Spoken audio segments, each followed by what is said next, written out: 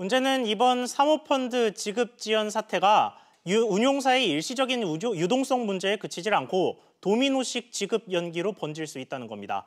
앞서 보도한 박규준 기자와 조금 더 이야기 나눠보겠습니다. 자, 박 기자. 예. 이 문제의 운용사 이름이 라임자산운용이라고 하던데요. 이게 좀 생소한 시청자분들도 있으실 것 같은데 어떤 회사입니까? 이 라임자산운용은 국내 1위 사모펀드 운용 회사인데요. 이 굴리는 돈만 5조 원이 넘습니다. 우리은행 등을 통해서 팔린 이 라임자산운용의 사모펀드는 최소 투자액이 1억 원 이상이고요. 전체 금융사 중에서는 대신증권에서 가장 많이 팔렸고요. 앞서 보셨다시피 은행 중에서는 우리은행이 이 상품을 가장 많이 판매했습니다.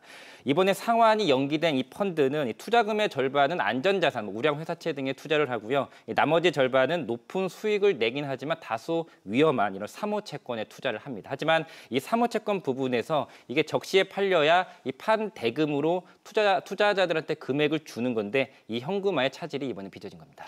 그런데 이게 만기가 처음 돌아온 상품도 아니고 이제까지는 투자자들에게 수익금을 제대로 지급을 하다가 왜 하필 지금에 와서야 이런 문제가 터진 건가요?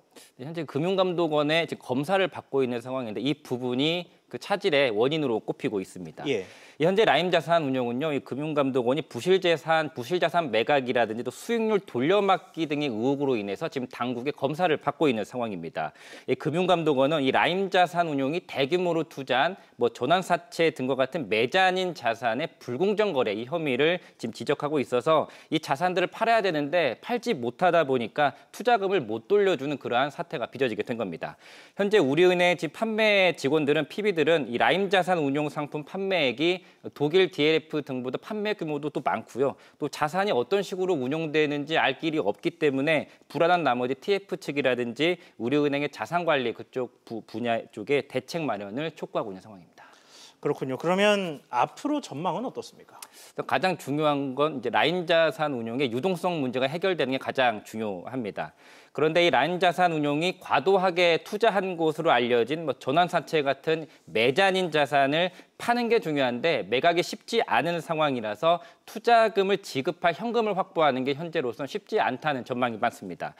심지어는 대규모 펀드 환매 사태도 벌어질 수 있다고 하는 그 지적까지 나오고 있는데요.